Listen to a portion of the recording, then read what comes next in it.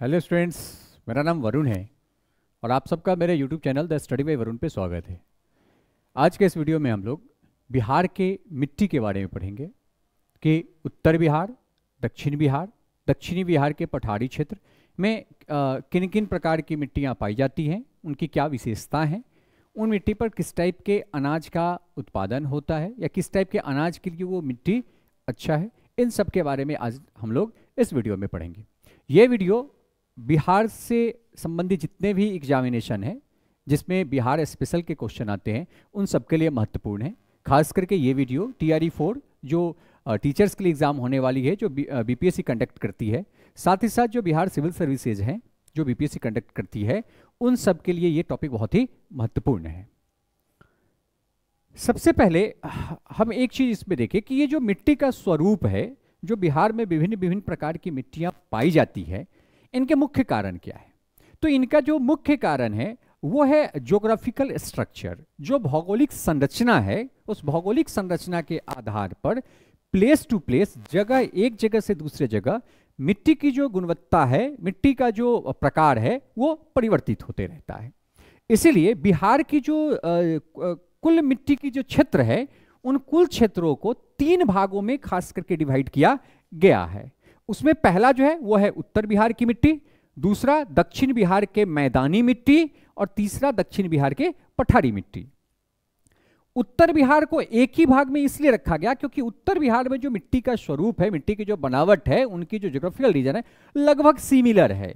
यहाँ उत्तर बिहार जो है ना वो नदी के प्रवाह के प्रधानता के रूप में जानी जाती हैं, क्योंकि अधिकतम जो नदियां हैं वो सब हिमालय के छत से निकल करके आती हैं और ये सदाबहार नदियां हैं। इसमें हर समय 12 महीने इसमें जल का प्रवाह होते रहता है, इसलिए लगभग इनका स्वरूप एक है। हाँ, थोड़ा बहुत जो तराई क्षेत्र की मिट्टी है, थोड़ी बहुत जो पर्वतीय मिट्टी है, उनका भाग बहुत छोटा है, लेकिन अधिकतम जो मिट्टी है वो नदी क्षेत्र से प्रभावित है, इसलिए उत्तर बिहार की मिट्टी को सिर्फ एक भाग में ही रखा गया। हाँ, इनको फिर छोटे छोटे पार्ट में हम आगे डिवाइड करेंगे। लेकिन दक्षिण बिहार की मिट्टी को मैदानी और पठारी 2 भाग में बांटा गया। जो दक्षिण बिहार का जो सबसे दक्षिणी क्षेत्र में मिट्टियां हैं, जो झारखंड से सटा हुआ क्षेत्र है, वो क्षेत्र की मिट्टी को पठारी में कर दिया गया और गंगा और उनके बीच के जो क्षेत्र है उसको मैदानी में कर दिया गया। इसलिए दक्षिण भाग के मिट्टी को 2 भागों में बांटा गया है। जैसे आप यहां पे एक मैप लगी हुई है, इस मैप को आप देख रहे हैं कि ये जो नदी है ये गंगा नदी है, जो ये बक्सर के पास ये इंटर करती है बिहार में। इसके ऊपर का क्षेत्र ये नॉर्थ हो गया, ये साउथ हो गया, ये ईस्ट हो गया और ये वेस्ट हो गया। उत्तर दक्षिण पूरा पश्चिम में हमने इसको डिवाइड किया है। यहां पर जो ये ऊपर वाला देख रहे हैं, ये हिमालय का क्षेत्र है, जो पश्चिम चंपारण से होकर के ये पूर्वी चंपारण, सीतामढ़ी होते हुए सुपौल होते हुए ये आगे की तरफ जाती है। यहां पे जो ये क्षेत्र है ये पश्चिम चंपारण का क्षेत्र है, जहां पे ये पर्वतीय मिट्टी होती है, जिस पर्वतीय मिट्टी को हम लोग ऊपरी या इसको अन्य रूप में भी जानते हैं। ये जो ये हमारा तराई मिट्टी है, तराई मिट्टी मतलब तलहट्टी का मिट्टी, जहां से हिमालय की छोटी जो क्षेत्र है वो खत्म होती है, और खत्म होने के बाद जो नीचे जो कंकर पत्थर वाला मिट्टी होता है उसको तराई मिट्टी भी कहते हैं। जस्ट उसके नीचे का जो ये क्षेत्र है ये नवीन जलोढ़ का क्षेत्र है, ये पूरा का पूरा नवीन जलोढ़ है और ये वो क्षेत्र है जो सर्वाधिक नदियों से प्रभावित है, क्योंकि नवीन जलोढ़ मिट्टी उसी मिट्टी को कहते हैं जहां पर हर वर्ष लगभग नदी का प्रवाह, जो फ्लड का प्रवाह है, जो बाढ़ का प्रवाह है वो होते रहता है, ताकि वहां पे मिट्टी का क्या होता है, मिट्टी एक्सचेंज होते रहती है। पुराना मिट्टी था, फिर से बाढ़ आई, नई मिट्टी वहां पर डाल दी और वो बहुत ही उपजाऊ होता है, तो इस मिट्टी को लोग नवीन जलोढ़ कहते हैं। उसके ऊपर ये जो क्षेत्र है ये बेसिकली सारण का क्षेत्र है, वैशाली का क्षेत्र है, जिसे हम पुरानी जलोढ़ मिट्टी या जिसे बांगड़ मिट्टी हम लोग कहते हैं, और नवीन जलोढ़ को हम लोग खादर कहते हैं। खादर मतलब नवीन जलोढ़ और बांगड़ मतलब पुरानी जलोढ़। पुरानी जलोढ़ मिट्टी का अर्थ है कि वैसी मिट्टी का क्षेत्र जहां पर बाढ़ नहीं आता है, नहीं आएगा तो वहां की जो मिट्टी की उर्वरा शक्ति है वो धीरे धीरे कम होने लगती है। उस मिट्टी को हम लोग पुरानी जलोढ़ मिट्टी या उसी को हम लोग बांगड़ मिट्टी कहते हैं। और जहां पे बाढ़ के प्रभाव के कारण हर वर्ष नई मिट्टी का लेयर चढ़ते रहता है, उसे हम नवीन जलोढ़ या खादर मिट्टी कहते हैं, जो खास करके उन क्षेत्र में पाई जाती है जहां पर बाढ़ का प्रभाव प्रत्येक वर्ष पड़ता है। फिर जब इसके नीचे आते हैं तो ये गंगा के जस्ट नीचे वाला क्षेत्र है, ये दक्षिण का क्षेत्र है। दक्षिण के क्षेत्र में ये जो आप लाइन देख रहे हैं और ये लाइन, इसको हम लोग पठारी मिट्टी में काउंट करते हैं। और इसके ऊपर से लेकर के गंगा तक का जो मिट्टी, इसे मैदानी मिट्टी में काउंट करते हैं। मैदानी मिट्टी में जैसे अब टाल का मिट्टी हो गया, मैदानी मिट्टी हो जाता है। बीच में दोमट क्षेत्र का है, वो मैदानी मिट्टी में आ जाता है। इसीलिए जो दक्षिण बिहार का मिट्टी है, इसको दो भाग में बांटा गया है, एक पठारी मिट्टी और दूसरा मैदानी मिट्टी। लेकिन उत्तर बिहार के मिट्टी को एक साथ रखा गया, जिसे कुछ भागों में बांटा गया, जिसे पर्वतीय मिट्टी भी कहते हैं, तराई मिट्टी भी कहते हैं, पुरानी जलोढ़ कहते हैं, नई जलोढ़ कहते हैं। ये सारी की सारी मिट्टी जो है ये उत्तर बिहार की है। इन सारे मिट्टी को इंडिविजुअली एक एक करके हमें पढ़ना है।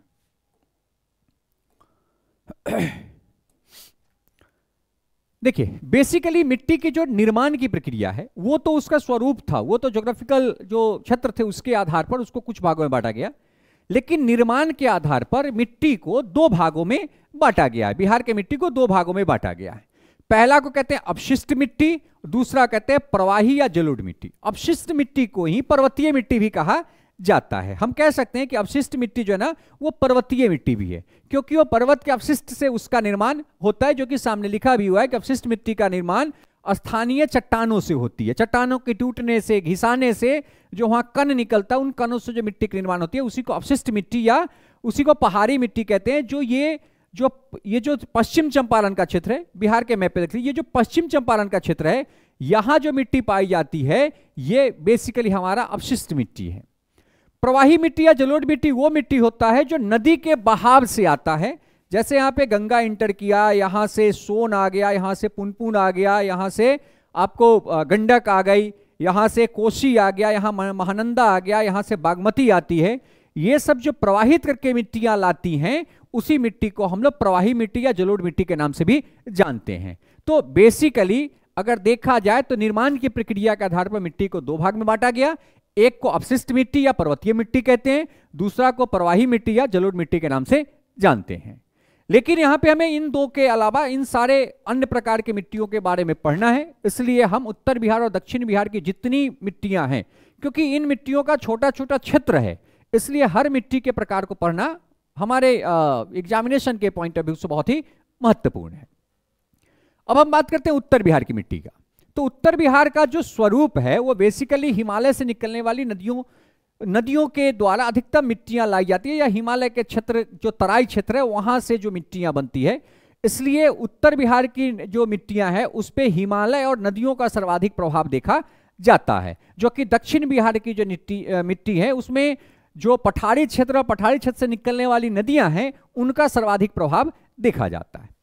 यहां पे लिखा हुआ है कि उत्तर बिहार की मिट्टियां दक्षिण बिहार की मिट्टियों की तुलना में भिन्न है। भिन्न कैसे है? क्योंकि उत्तर बिहार की जो मिट्टी है, आप देख लीजिए ना, यहाँ पे मैप है, ये आपका नॉर्थ हो गया, ये साउथ हो गया, ये उत्तर बिहार दक्षिण बिहार।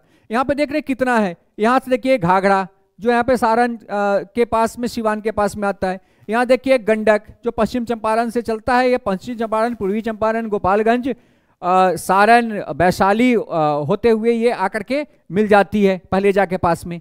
आप यहाँ से देखिए बूढ़ी गंडक, ये भी पश्चिम चंपारण से चलती है, ये आगे की तरफ जाकर के ये गंगा में मिल जाती है। फिर आप बागमती जो सीतामढ़ी वगैरह होकर के बहती है। फिर यहाँ पे आ जाइए कमला जो दरभंगा मधुबनी के क्षेत्र में ये बहती है। फिर आ जाइए कोसी जो सुपौल के क्षेत्र में बढ़ती है, जिसे हम बिहार का शोक भी कहते हैं। और इस बार इसके द्वारा लाई गई बाढ़ का बहुत ही गंदा प्रभाव उन क्षेत्रों में पड़ा है। और सबसे पूर्वी क्षेत्र की जो हमारी नदी है वो महानंदा है। आप देख रहे हैं कि इधर नदियों का जाल बिछा हुआ है, अर्थात उत्तर बिहार की जो मिट्टी है वो नदियों से सर्वाधिक प्रभावित है। ये नदियां कहाँ से निकल रही है? ये हिमालय के क्षेत्र से निकल रही है। इन नदियों की जो धारा होती है बहुत तीव्र होती है, बहुत तीखा होता है, बहुत स्पीड होती है, उसके वेब बहुत अधिक होता है, इसलिए वो मिट्टी बहा के लाने की क्षमता उसके पास अधिक होती है।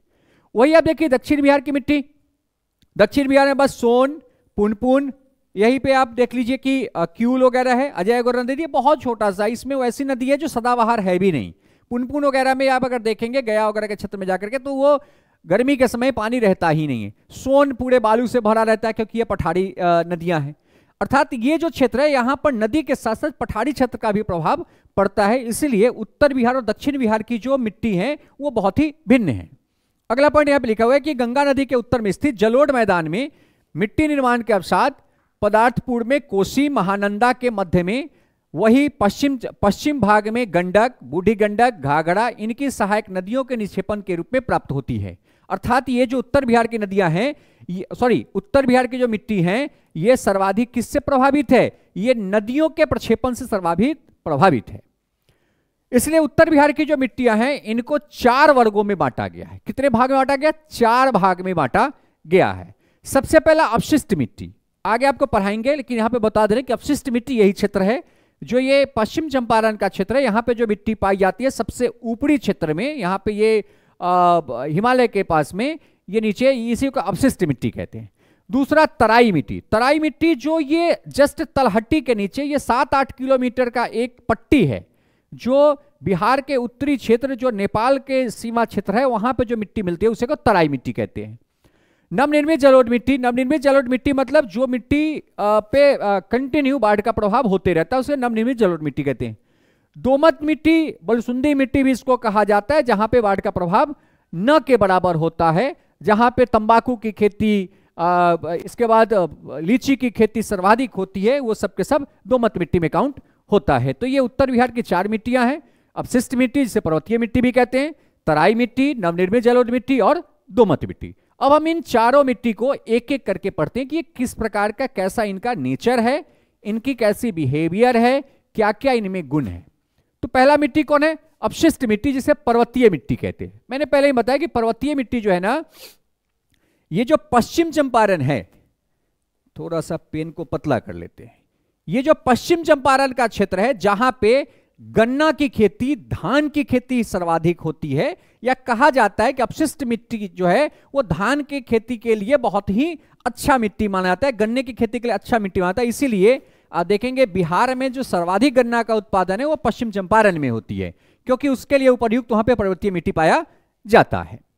सामने डिस्क्रिप्शन में लिखा हुआ है कि बिहार के उत्तरी पश्चिम भाग में, खासकर पश्चिम चंपारण के उत्तरी पश्चिमी पहाड़ी में यह मिट्टी पाई जाती है और यह धान तथा गन्ना के लिए बहुत ही अनुकूल है। और इस मिट्टी का जो निर्माण है ये पहाड़ी जो इनका भौगोलिक क्षेत्र है उसके कारण होता है। तो ये बहुत ही छोटे एरिया में पाया जाता है।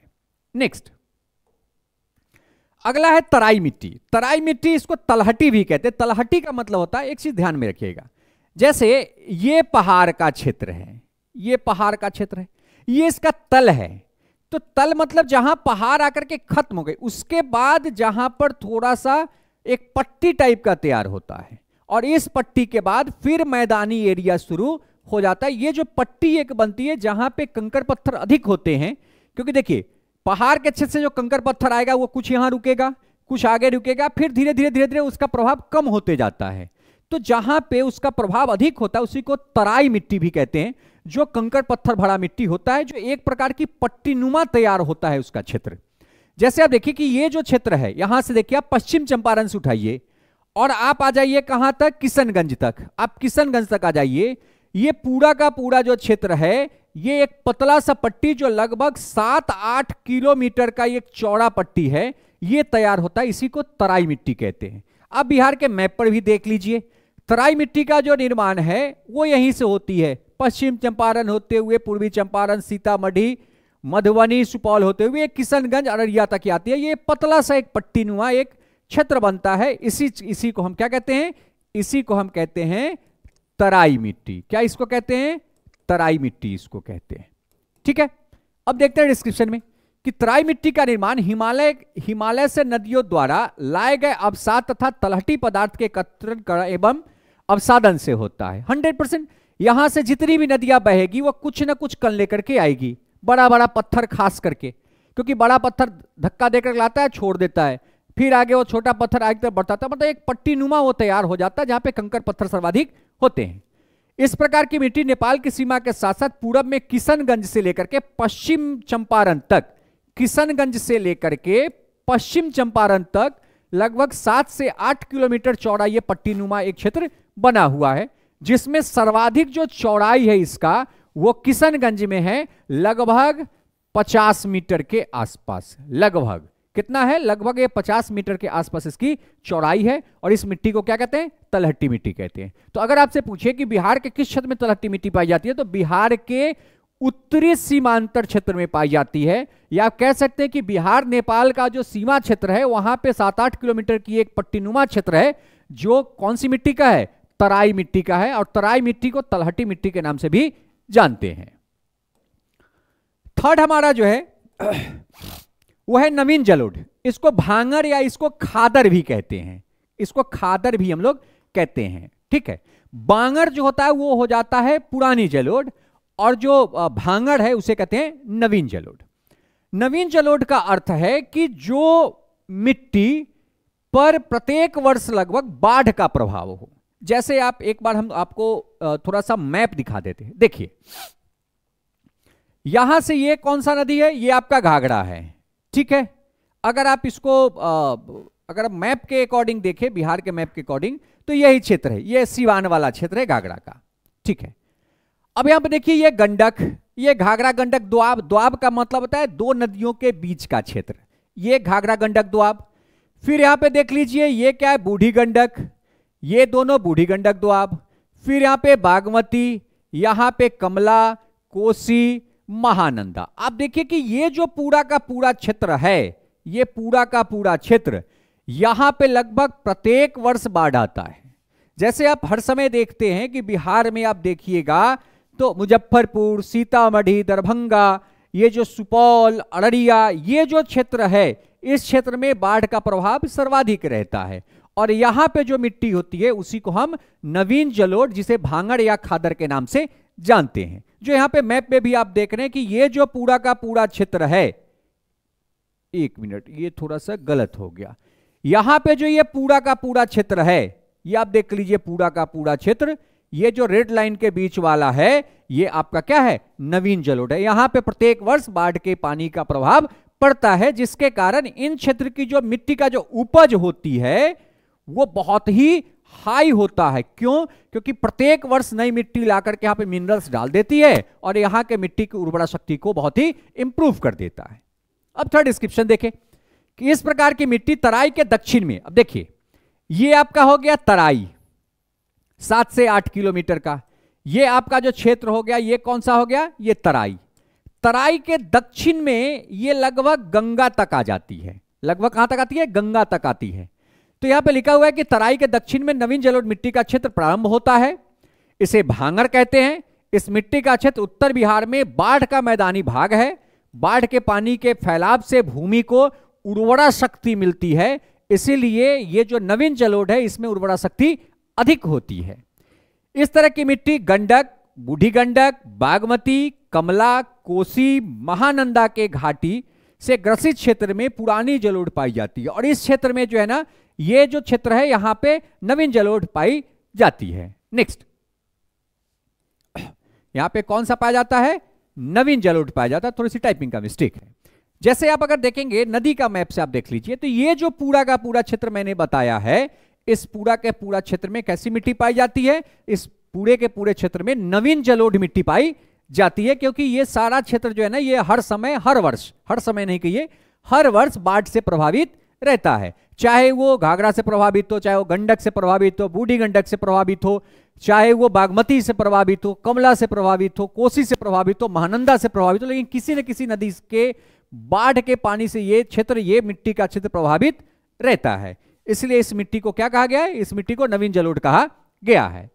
अब ये जो मिट्टी है ये कहां से शुरू होती है, ये चंपारण के क्षेत्र से शुरू होती है। पूर्वी चंपारण, पश्चिमी चंपारण का थोड़ा सा क्षेत्र, मुजफ्फरपुर, शिवहर, शिवहर के बाद सीतामढ़ी, मधुबनी, दरभंगा, समस्तीपुर, खगड़िया, सहरसा, मधेपुरा, इन सब क्षेत्र में ये पूरा का पूरा जो क्षेत्र है, ये पूरा का पूरा क्षेत्र इससे प्रभावित रहता है। और ये उपजाऊ होने के कारण इन क्षेत्रों में उपज भी अधिक होती है। अत्यधिक फसलों की यहाँ पे खेती, अधिकतम फसलों की यहाँ पे खेती होती है, और उन फसलों की जो उत्पादन क्षमता है वो अधिक है, क्योंकि इस मिट्टी में उर्वरा शक्ति अत्यधिक होता है। इसलिए यहाँ पर अत्यधिक मात्रा में, या कह सकते हैं कि अत्यधिक प्रोडक्टिविटी यहाँ पे फसलों की है, जिसका मुख्य कारण है नवीन या भांगड़ या खादर मिट्टी।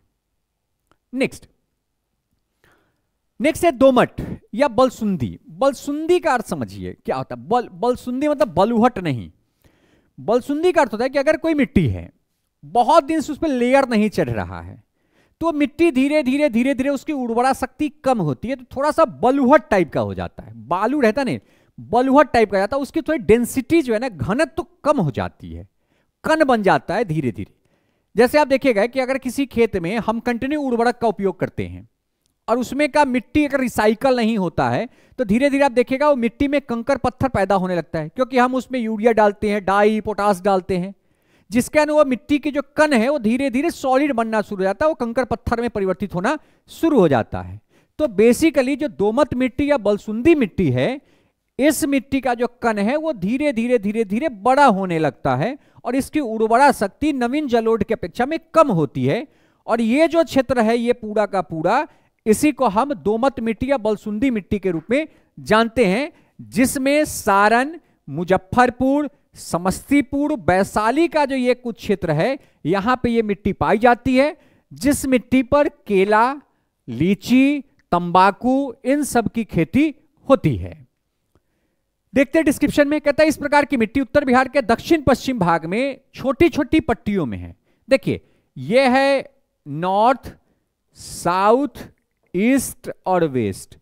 कहता है कि ये दक्षिण पश्चिम, दक्षिण पश्चिम मतलब ये क्षेत्र में जो मैंने अभी आपको लाइन करके बताया है, इन क्षेत्रों में ये मिट्टी पाई जाती है, लेकिन छोटा छोटा पट्टी है। छोटा छोटा पट्टी कहने का ये अर्थ है कि इन जिलाओं में कुछ ऐसे जगह हैं जहां पे नवीन जलोढ़ हुई है। जैसे अगर मुजफ्फरपुर की बात कर लें, अगर आप वैशाली की बात कर लें, तो इन क्षेत्रों में, अगर आप सारण की बात करते हैं, इन क्षेत्रों में कुछ क्षेत्र जो बाढ़ से प्रभावित भी है, लेकिन अधिकतम क्षेत्र जो है ना वो दोमट मिट्टी के क्षेत्र में पाए जाते हैं। लेकिन घाघरा गंडक दोआब के दक्षिणी भाग में, खासकर सारण जिले के गंगा तटीय भाग एवं दियारा क्षेत्र में, गंडक नदी के दक्षिणी क्षेत्र में, खासकर वैशाली जिले में जहां तंबाकू की खेती की जाती है, मुजफ्फरपुर में जहां लीची के बागान तथा खगड़िया क्षेत्र में इस मिट्टी का अधिक क्षेत्र उपलब्ध है या अधिक क्षेत्र वहां पे है।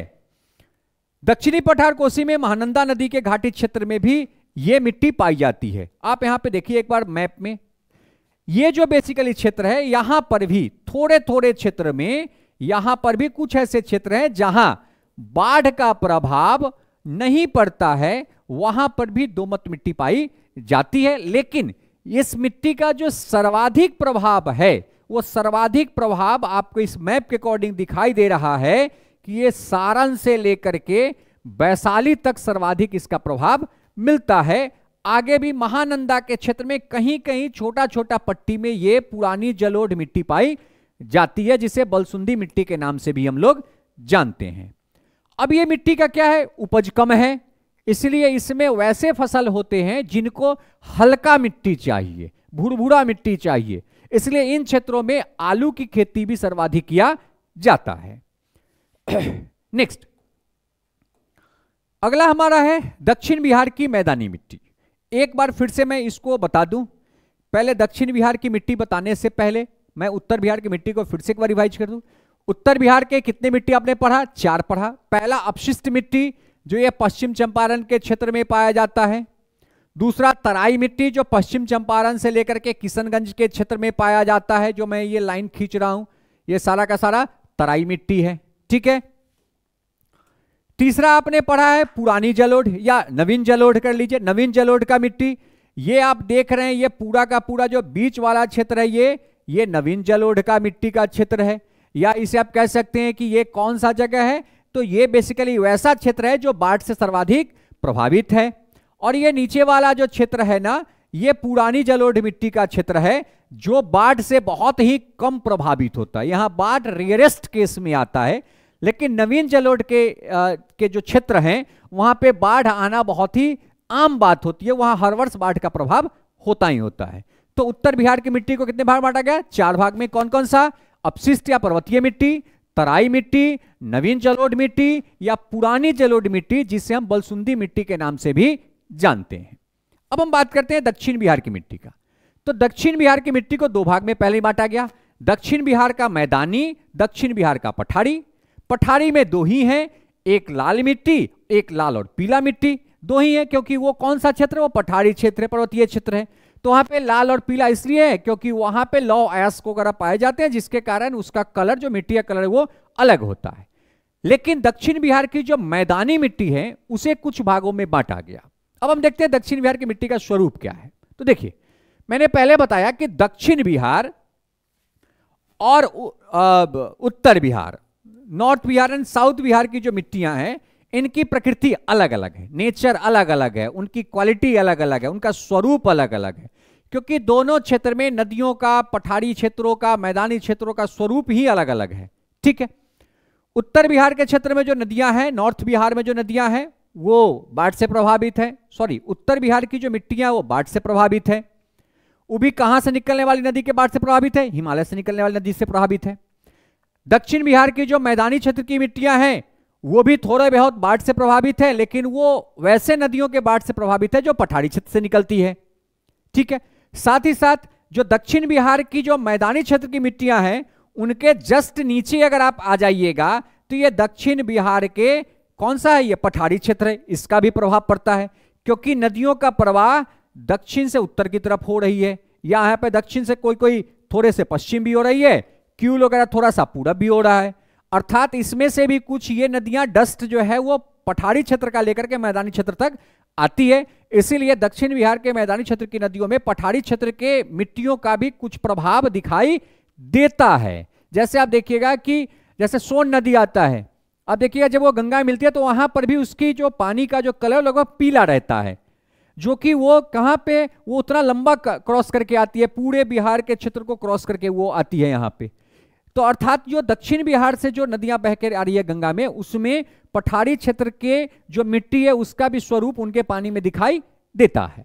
अब हम बात करते हैं कि दक्षिण बिहार की मिट्टी उत्तर बिहार की मिट्टियों से भिन्न है, क्योंकि उत्तर बिहार की मिट्टी के निर्माण में हिमालय पहाड़ के नूतन काल के चट्टान, मिट्टी चट्टान तथा तराई क्षेत्र की वनस्पति और सदाबहार नदियों के बहुत बड़ी भूमिका है, जो पहले ही बताया है। लेकिन दक्षिण बिहार में क्या है, ये अयस्क पाया जाता है, लौ अयस्क पाया जाता है। साथ ही साथ छोटा नागपुर के पठार से निर्मित चट्टानों की भी इसमें बहुत बड़ी भूमिका, इसीलिए दक्षिण बिहार की मिट्टियों का जो कलर है, रंग है, वो उत्तर बिहार के मिट्टियों के रंग से अलग है। अब हम देखते हैं कि दक्षिण बिहार की जो मिट्टी है इनको कितने भाग में बांटा गया। तो बेसिकली दक्षिण बिहार के मिट्टी को 4 भागों में बांटा गया है। कितने भाग में बांटा गया? 4 भाग में बांटा गया है। कौन कौन? कगारी मिट्टी, टाल मिट्टी, पुरानी जलोढ़ और अपशिष्ट मिट्टी।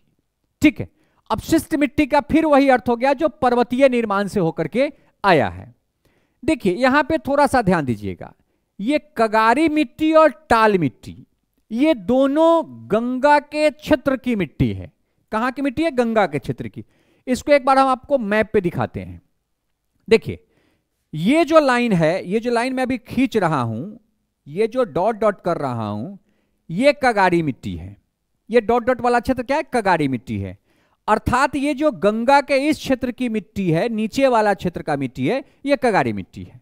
ठीक है, दूसरा मेरा जो डॉट है वो आपको टाल मिट्टी आ जाएगा। तो ये जो बेसिकली क्षेत्र है, यहां से लेकर के मुंगेर तक का क्षेत्र, ये टाल मिट्टी का क्षेत्र है। आप कहेंगे दोनों तो गंगा के पास में, तो एक चीज ध्यान रखिएगा, जो कगारी मिट्टी का क्षेत्र है उसका जो स्लोप है, स्लोप डाउन है, वो एक ढलान टाइप का है, एक ऐसे टाइप का बना हुआ है, ऐसे है एकदम। मतलब यहां पे ऐसे नदियों का एक, मान लीजिए कि ये बीच में क्षेत्र है, धारा है, इस क्षेत्र वाला जो है वो कगारी मिट्टी है, जस्ट ऊपर वाला। लेकिन टाल का जो क्षेत्र होता है वो इस टाइप का होता है। टाल का क्षेत्र ऐसे होता है, मतलब यहां नदियां बह रही है, यहां पे इस टाइप का एक स्वरूप बना हुआ है जिसमें प्रत्येक वर्ष नदियों के बाढ़ का पानी आता है, यहां पूरा फिल कर दिया, फिर पानी घटने लगता है तो वह पुनः निकल करके नदियों में चली जाती है। मतलब जो टाल के क्षेत्र में बाढ़ के पानी के द्वारा मिट्टी लाई जाती है वो आकर के वहां जमा हो जाता है, लेकिन कगारी क्षेत्र की मिट्टी अधिकतम बाढ़ के पानी के घटने के साथ थोड़ा बहुत वो बह करके नीचे चली जाती है। तो बनावट, क्षेत्र के स्वरूप के आधार पर जो गंगा नदी के क्षेत्र में, जो उसके गंगा नदी के कह सकते हैं कि आप पेटी में जो क्षेत्र है, उसको 2 भाग में बांटा गया। एक को हम क्या कहते हैं? एक को हम कह देते हैं कगारी मिट्टी, एक को कहते हैं टाल मिट्टी। देखिए यहां पे डिस्क्रिप्शन में कगारी मिट्टी कहता है कि गंगा, सोन तथा अन्य सहायक नदियों द्वारा नदियों के मार्ग परिवर्तन से मिट्टियां कुछ भिन्न हो गई है। 100% मार्ग परिवर्तन होता है तो मिट्टियां अलग हो जाती है। जलोढ़ खास करके दियारा क्षेत्र की मिट्टी में बालू के अंश अधिक पाए जाते हैं तथा कगारी भाग में दोमट किस्म की मिट्टी पाई जाती है। दोमट मतलब आपका वो मिट्टी होगा धीरे धीरे वो बलसुंधी टाइप का होना शुरू हो जाएगा। सोन नदी के प्रभाव से लाल बालू का प्रभाव भी इस कगारी मिट्टी में देखा जाता है, क्योंकि मैंने बोला ना कि वो बहाव लेकर के आता है और जहां पे वो स्लोप डाउन होता है उसी को कगारी मिट्टी कहते हैं। जबकि पुनपुन के प्रभाव से इस क्षेत्र में कांप, कांप मतलब हम लोग के यहां गांव में पांक भी कहा जाता है, पांक मतलब दलदली, थोड़ा सा दलदली क्षेत्र का प्रभाव बनाता है। इसी मिट्टी को हम कगाड़ी मिट्टी के नाम से जानते हैं। जो ये जो पूरा क्षेत्र है, ये जो स्काई ब्लू वाला क्षेत्र है, इसी क्षेत्र को हम क्या कहते हैं, इस क्षेत्र को हम कगाड़ी मिट्टी के नाम से जानते हैं। इस मिट्टी में दोमट मिट्टी का जो प्रभाव है या दोमट मिट्टी का जो नेचर है वो सर्वाधिक मिलता है और ये मिट्टी उपजाऊ होती है। ये मिट्टी थोड़ा भुरभुरा तो होता है, उर्वरा शक्ति थोड़ी कम होती है टाल के अपेक्षा में, लेकिन ये उपजाऊ मिट्टी में काउंट किया जाता है। अब हम दूसरा मिट्टी देखते हैं, वो हमारा है टाल क्षेत्र की मिट्टी। टाल क्षेत्र का मिट्टी का अर्थ है कि वो मिट्टी जहां पर या वो क्षेत्र जहां पर प्रत्येक वर्ष गंगा नदी के बाढ़ का प्रभाव होता ही होता है। मतलब गंगा नदी में बाढ़ आई, जितना मिनरल वाला मिट्टी नदी के पानी में घुला हुआ है वो वहां पे आ गई, वो मिट्टी को वहां छोड़ दी, वो क्षेत्र में एक नया फ्रेश मिट्टी आ जाता है, जो खास करके पटना के क्षेत्र से लेकर के आप देख लीजिए कि ये क्षेत्र से लेकर के मुंगेर तक के क्षेत्र में ये मिट्टी पाई जाती है, जिसे हम टाल मिट्टी के नाम से जानते हैं। ये पूरा का पूरा जो ये क्षेत्र है, ये टाल मिट्टी का क्षेत्र है, जहां पे रबी फसल की बहुत अधिक खेती होती है, खास करके दलहन का, क्योंकि वो एक ऐसा क्षेत्र है जहां नॉर्मली दाल का बीज छींट दिया जाए ना, बिना किसी डाई पोटास यूरिया का वो इतना उपज दे देगा जितना हम अन्य क्षेत्रों में डाई पोटास यूरिया के प्रभाव से उपजा पाते हैं। उसे अधिक उपज वो बिना किसी कंपोस्ट का, बिना किसी फर्टिलाइजर का दे देता है, क्योंकि वहां पर हर वर्ष रिसाइकल होता है, वो हर वर्ष एक नया फ्रेश मिट्टी वहां पर डाला जाता है। आप कह सकते हैं कि मिट्टी का वहां पर परिवर्तन होता है, इसलिए टाल क्षेत्र की मिट्टी बहुत ही उपजाऊ होती है।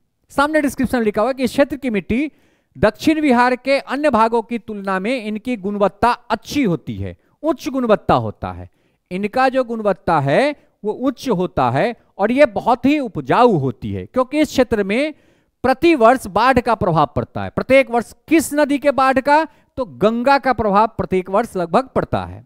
यह हल्के लाल रंग की होती है तथा पूर्वी पटना से लेकर के मुंगेर तक टाल के क्षेत्र मिलते हैं।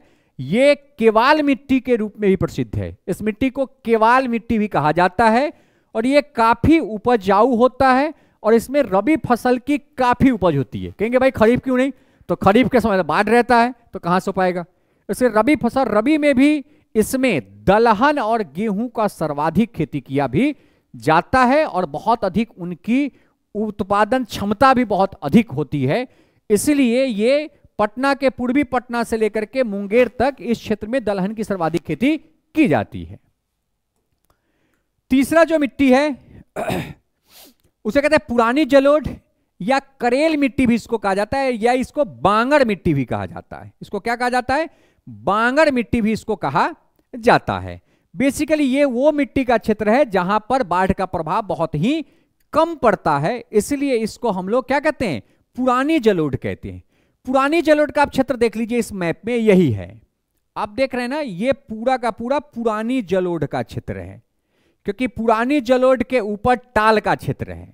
देखिए ये टाल का क्षेत्र है, ये पुरानी जलोढ़ का क्षेत्र है और इसके नीचे जो है ना ये इनके पठारी दो मिट्टियां हैं, लाल और लाल बलुई मिट्टी। मतलब आप देख लीजिए कि ये लगभग कैमूर से ये क्षेत्र को लेकर के ये पूरा ये मुंगेर वगैरह बक्सर वगैरह का जो ये क्षेत्र है, सॉरी इसको थोड़ा नीचे कर लेते हैं, ये जो पूरा इसका क्षेत्र है पटना के नीचे वाला क्षेत्र, ये सब का सब जो क्षेत्र है ये कैसा क्षेत्र है, ये पुरानी जलोढ़ का क्षेत्र है। और यहाँ की जो मिट्टी है वो थोड़ी सी भुरभुरी मिट्टी है, हाँ लेकिन ये मजबूत मिट्टी है, ये बहुत मजबूत मिट्टी है और इस क्षेत्र में धान की खेती भी की जाती है। डिस्क्रिप्शन देखिए कि इस प्रकार की मिट्टी दक्षिण बिहार के उन भागों में पाई जाती है जहां बाढ़ का पानी नहीं पहुंचता है, बाढ़ का प्रभाव नहीं है। क्योंकि अगर दक्षिण बिहार की आप देखेंगे नदियों की बात देखते हैं, दक्षिण बिहार की नदियों का बात, तो आप देखिए ना यही दक्षिण बिहार की नदियां हैं और ये जो आपका क्षेत्र है यही क्षेत्र में वो पुरानी जलोढ़ का क्षेत्र है। यहां कहां कितना पानी आएगा भाई, ये सोन है, थोड़ा बहुत कभी 2 4 5 साल में थोड़ा सा बाढ़ आया, पुनपुन थोड़ा सा बाढ़ आ गया, कभी फल्गु का छोड़ ही दीजिए, नाम निशान खत्म है, क्यूल अजय का कहीं कोई ट्रेस नहीं है, वो नाला के रूप में बह रहा है। मतलब इस क्षेत्र में बाढ़ के प्रभाव न के बराबर है, इसलिए इस क्षेत्र में जो है वो किस टाइप की मिट्टियां पाई जाती है, पुरानी जलोढ़, जिसे हम बांगड़ या करेल मिट्टी के नाम से वो पाई जाती है, जो खास करके ये जो कैमूर के ऊपर वाला क्षेत्र है, रोहतास का, बक्सर का, भोजपुर के जो नीचे का क्षेत्र है, पटना नालंदा वाला जो ये पूरा बेल्ट है, इसमें ये पाया जाता है। नेक्स्ट लिखा है कि इस प्रकार की मिट्टी मगध के मैदान, भोजपुर, भागलपुर के मैदानी भाग में ये पाई जाती है। इस क्षेत्र में धान की खेती की जाती है क्योंकि ये थोड़ी सी मजबूत मिट्टी होती है, और इस मिट्टी को हम क्या कहते हैं, पुरानी जलोढ़, बांगड़ या करेल मिट्टी के नाम से इसे जानते हैं। चौथा जो मिट्टी है जिसे अपशिष्ट या बलथर भी कहते हैं। देखिए, बलथर भी इसको कहा जाता है या अपशिष्ट मिट्टी भी कहा जाता है। खास करके ये मिट्टी जो है ना, ये छोटा नागपुर के पठारी क्षेत्र से सटा हुआ जो क्षेत्र है, ये देख रहे हैं, ये छोटा नागपुर के पठारी क्षेत्र, इसे ये सटा हुआ जो ये क्षेत्र, एक पतला सा पट्टी वाला क्षेत्र, इसी को हम क्या कहते हैं, इसी को हम बलथर कहते हैं या अवशिष्ट मिट्टी कहते हैं। अवशिष्ट मिट्टी मतलब जो पर्वतों के अवशेष से निर्मित हुई है, उसे अवशिष्ट मिट्टी के रूप में जाना जाता है। इसके जस्ट ऊपर कौन सा है, पुरानी जलोढ़ है, उसके ऊपर टाल है, और यही इसके स्वरूप है। अपशिष्ट मिट्टी जो है ये दक्षिण बिहार के दक्षिणी भाग में, खासकर छोटा नागपुर पठार के पास से सटी पहाड़ी भाग में पाई जाती है। यह मिट्टी कैमूर की पहाड़ी, गया की पहाड़ी, नवादा की पहाड़ी, नालंदा, शेखपुरा, मुंगेर के कुछ भाग तथा बांका जिले में यह पाया जाता है। अर्थात इस मिट्टी का, ये जो अपशिष्ट मिट्टी है, इसकी शुरुआत कहां से होती है, ये कैमूर के क्षेत्र से होता है, और ये ऐसे होकर के ये आती है। इसी को हम क्या कहते हैं, इसी को हम अपशिष्ट मिट्टी कहते हैं। जो मिट्टी छोटा नागपुर के पठार से सटा हुआ क्षेत्र, अर्थात इसके नीचे का जो क्षेत्र है, ये छोटा नागपुर के पठारी क्षेत्र है। इसीलिए दक्षिण बिहार की मिट्टी को दो भाग में बांटा गया है, दक्षिण बिहार की मैदानी मिट्टी और दक्षिण बिहार की पठारी मिट्टी। ठीक है, ये जो बेसिकली मिट्टी का क्षेत्र है, ये मिट्टी कंकड़ पत्थर से थोड़ा भरा हुआ रहता है। इस मिट्टी में जो बालू के कण है वो पाए जाते हैं, क्योंकि ये जस्ट पठारी क्षेत्र से सटा हुआ मिट्टी है। इस मिट्टी में मोटे अनाज की खेती की जाती है और धान की खेती भी की जाती है। नेक्स्ट, अब आते हैं दक्षिण बिहार की पठारी मिट्टी। देखिए, दक्षिण बिहार का पठारी मिट्टी बेसिकली देखिए, ये जो क्षेत्र है और ये जो क्षेत्र है, मतलब ये पूरा झारखंड से सटा हुआ क्षेत्र और इधर यूपी से थोड़ा सटा, क्योंकि यहां पे यूपी इस साइड में है, इस साइड में झारखंड है। ठीक है, कैमूर जो है यूपी से सटा हुआ क्षेत्र है, क्योंकि ये हमारा पश्चिमी हो जाता है, ये हमारा दक्षिण क्षेत्र हो जाता है। तो ये जो पूरा क्षेत्र है ना, यहाँ के जो क्षेत्र है उसे पठारी क्षेत्र कहते हैं। और पठारी क्षेत्र के मिट्टी को भी दो भागों में बांटा गया है, एक लाल और एक लाल पीला। ठीक है, तो पठारी क्षेत्र की जो मिट्टी है उसे दो भाग बांटा गया, एक लाल मिट्टी और एक लाल पीला मिट्टी। देखिए, लाल पीला मिट्टी का अर्थ है कि लाल मिट्टी में अगर पानी का जल जमाव अगर अधिक होता है, पानी अधिक वहां पर रहता है, तो उसका धीरे धीरे स्वरूप, कलर बदलने लगता है, तो वो पीला भी हो जाता है। अर्थात जहां पे लाल पीला होगा, यहां पे पानी का प्रभाव होता है, इसलिए उसका कलर पीला हो जाता है। पहला है लाल मिट्टी। कहता है कि लाल मिट्टी का निर्माण अधिक वर्षा के क्षेत्र में लौह अयस्क के कारण होता है। 100%, क्योंकि ये जो छोटा नागपुर का पठारी क्षेत्र है, यहाँ पे लौह अयस्क है ही, यहाँ पे चूना पत्थर का भी वहां पे प्रभाव पड़ता है।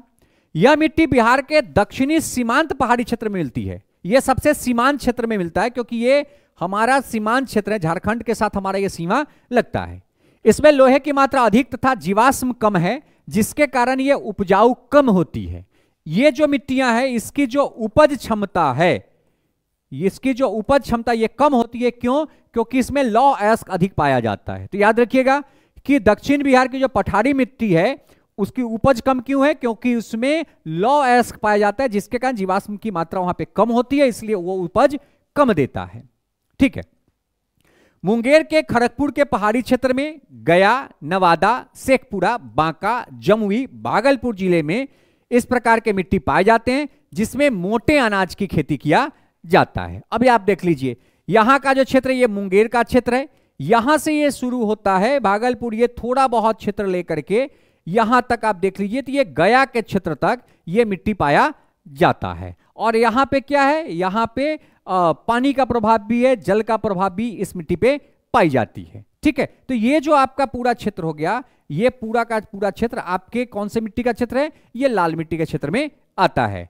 लाल मिट्टी के क्षेत्र में बेसिकली उपज कम होती है, पत्थर कंकड़ का भी प्रतिशत अधिक होता है, जिसके कारण इसमें सिर्फ मोटे अनाज की खेती किया जाता है। नेक्स्ट, अंतिम है लाल और पीली मिट्टी। कहता है इस मिट्टी में लौह अयस्क की प्रधानता कारण इसका रंग लाल होता है। 100% लौह अयस्क का नहीं लाल होता है। यह मिट्टी कैमूर पठार और गंगा के सोनद्वाब में होता है। देखिए कैमूर के पठार, ये कैमूर का क्षेत्र है और यहां से ही सोन नदी भी जाती है। आप अगर नदी के मैप को देखें तो मैं आपको एक बार नदी का मैप बताता हूं। नदी के मैप से इसको और आसानी से समझा जा सकता है। देखिए ये हो गया कैमूर, ये जो क्षेत्र है ये कैमूर का क्षेत्र है, ये कैमूर का क्षेत्र है। यहां पे ये सोन नदी यहां से निकल रही है और ये दोआब बना रही है इस क्षेत्र में। तो ये जो क्षेत्र है ना, इस क्षेत्र में जो मिट्टी पाई जाती है वो लाल पीली मिट्टी के रूप में दिखाई देता है। ठीक है, तो कहता है कि ये जो मिट्टी है ये गंगा सोन दोआब के संधिया स्थल पर पाई जाती है। ये मिट्टी मुख्य रूप से रोहतास, कैमूर, नवादा, औरंगाबाद, जमुई, बांका जिले में ये पाया जाता है। मतलब ये जो बेसिकली ये जो गया वाला ये क्षेत्र है, ये जो आप देखिए कैमूर से ये लेकर के इन क्षेत्रों में ये आपका जो क्षेत्र है इसमें ये पाया जाता है। क्योंकि इसमें औरंगाबाद का जो क्षेत्र है ये पूरा देखिए, ये पूरा जो क्षेत्र है ये पठारी क्षेत्र है, यहां पर ये पाया जाता है और यहीं से आपको क्या निकलती है, ये सोन नदी गंगा की तरफ बढ़ती है। पीलापन लिए हुए इस लाल रंग की मिट्टी में जल संग्रह करने की क्षमता कम होती है। इसमें जल संग्रह नहीं होता है, जल संग्रह करने की क्षमता कम होती है, अर्थात इसमें पानी रखने के बाद बहुत जल्दी वो पानी सोख लेती है। यह मिट्टी दलहन, तिलहन तथा मोटे अनाज के लिए अधिक उपयोगी होते हैं। देखिए जहां भी बहुत अधिक कंकर पत्थर मिट्टी होगा वो दलहन तिलहन के लिए ही महत्वपूर्ण होता है। उसमें गेहूं धान की खेती नहीं कर सकते हैं क्योंकि इन दोनों को क्या चाहिए, अधिक पानी चाहिए, इनको अधिक लेयर चाहिए और यहाँ पे जो वाटर लेयर होती है बहुत ही नीचे होती है। जैसे आप औरंगाबाद की अगर बात कर लें तो आप हर बार देखते हैं, बिहार में आप न्यूज सुनते हैं कि औरंगाबाद में गर्मी के समय में वाटर लेयर बहुत नीचे चला जाता है और वहां पे पानी की बहुत ही कठिनाई होती है। अर्थात इस क्षेत्र में जो मिट्टी है उनको पानी सोखने की या वाटर होल्ड करने की क्षमता उनकी बहुत ही कम होती है, जिसके कारण इन क्षेत्रों में मोटे अनाज दलहन तिलहन की खेती किया जाता है, अर्थात रबी फसल की खेती होती है। यहाँ पे खरीफ का जो प्रभाव है बहुत ही कम पड़ता है।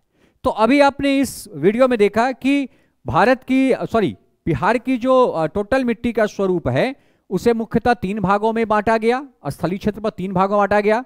उत्तर बिहार की मिट्टी, दक्षिण बिहार की मैदानी मिट्टी और दक्षिण बिहार की पठारी मिट्टी, जिसमें आपने अभी जस्ट देखा है कि दक्षिण बिहार की जो मैदानी मिट्टी है उन मैदानी मिट्टी को भी 4 भागों में बांटा गया। उत्तर बिहार की जो मिट्टी है उनको भी 4 भागों में बांटा गया, जिसे हम कौन कौन सा कहते हैं, अपशिष्ट मिट्टी, तराई मिट्टी, नवनिर्मित जलोढ़ मिट्टी या दोमट मिट्टी कहते हैं। वही जो दक्षिण बिहार की मिट्टियां हैं, दक्षिण बिहार की मिट्टी को भी कुछ भागों में बांटा गया है, जिसमें हम कौन कौन से पढ़ते हैं, तो हम इसमें पढ़ते हैं कगाड़ी मिट्टी, टाल मिट्टी, पुरानी जलोढ़ मिट्टी और अपशिष्ट मिट्टी। और वही दक्षिण बिहार की पठारी क्षेत्र की मिट्टी को 2 भाग में बांटा गया है। वो कौन कौन सा है, तो वो आपका मिट्टी है लाल मिट्टी और लाल पीला मिट्टी। तो ये हमें इतने मीन्स की 4 4 8 और 2 10 प्रकार की मिट्टी के बारे में बिहार में पढ़ना है, जो कि मैंने आपको इस वीडियो में बताया है एक प्रॉपर मैप के द्वारा। ठीक है, होप कि आपको ये वीडियो पसंद आया हो। आप मेरे इस channel the study bye Varun पे MCQ practice series per day आपका आता है और पर डे किसी न किसी एक टॉपिक का वीडियो भी आएगा। हम प्रयास कर रहे हैं कि GS के जितने भी सब्जेक्ट हैं उनको सीक्वेंस में वीडियो लाने का, ताकि आपको YouTube पे बहुत हेल्प मिल सके उन टॉपिक को पढ़ने के लिए। इसलिए हमारे इस वीडियो को शेयर करें, फॉरवर्ड करें, हमारे इस YouTube channel the study bye Varun को सब्सक्राइब करें। हमारे डिस्क्रिप्शन में, वीडियो डिस्क्रिप्शन में इस वीडियो के PDF के लिंक हैं। साथ ही हमारे डिस्क्रिप्शन में हमारे Telegram group the study bye Varun का लिंक है, जिसको आप ज्वाइन करें ताकि वहां से जितने भी PDF है वो हम आसानी से आपको दे सकें। Thank you.